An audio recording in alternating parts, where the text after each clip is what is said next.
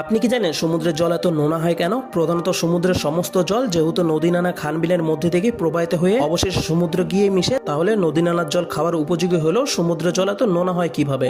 আসলে বন্ধু, এর উত্তর জলে নয় বরং পাথরও লুকিয়ে রয়েছে। হ্যাঁ, ঠিকই শুনছেন। আসলে কার্বন ডাই যুক্ত অ্যাসিড জল যখন বৃষ্টি রূপে আকাশ থেকে নিচে নেমে আসে, তখন পাহাড় পর্বতের সংস্পর্শে এসে সোডিয়াম ক্লোরাইড সহ আরো অন্যান্য খনিজ লবণের সাথে যুক্ত হয়ে ধীরে ধীরে তা নদী নালার মাধ্যমে সমুদ্রে গিয়ে মেশে। এখন আপনার মনে প্রশ্ন হতে পারে যে নদী নালার জল যদি সেই সমুদ্রের জলেই হয়ে থাকে, তাহলে নদী নালার জল খাওয়ার উপযোগী হলেও সমুদ্রের জল পান করার উপযোগী নয় কেন? আর তার উত্তর হলো, নদী নালার জলের মধ্যেও কিন্তু সেই লবণযুক্ত রয়েছে, আর তার মাত্রা কিন্তু খুবই স্বল্প, আর সেটি অনবরত কিন্তু বয়ে চলেছে। আর অন্যদিকে যদি সমুদ্রের কথা বলা হয়, তাহলে সমুদ্র কিন্তু এমন একটা জায়গা যেখানে পৃথিবীর সমস্ত জল একটি কেন্দ্রবিন্দু হিসেবে এক জায়গায় জমা হতে থাকে, আর এই সিস্টেম প্রায় কয়েক কোটি বছর ধরে চলে আসছে। আর সেই ক্ষেত্রে সমুদ্রের সমস্ত জল এক জায়গায় জমা হতে হতে সেই লবণের পরিমাণ এতটাই বেড়ে গেছে যে সেই জল এখন আমাদের পান করার উপযোগী হয়ে ওঠেনি। আর ঠিক এই কারণে নদী নালার জল খাওয়ার উপযোগী হলেও সমুদ্রের জল পান করার উপযোগী নয়। আর এটা জেনে অবাক হবেন, সমুদ্রের সমস্ত লবণকে যদি ঠিক এক জায়গায় জমা করা হয়, তাহলে সেই লবণ দিয়ে কিন্তু পুরো পৃথিবীর উপর প্রায় 500 ফুট উচ্চতার সমান একটি লেয়ার বানানো সম্ভব।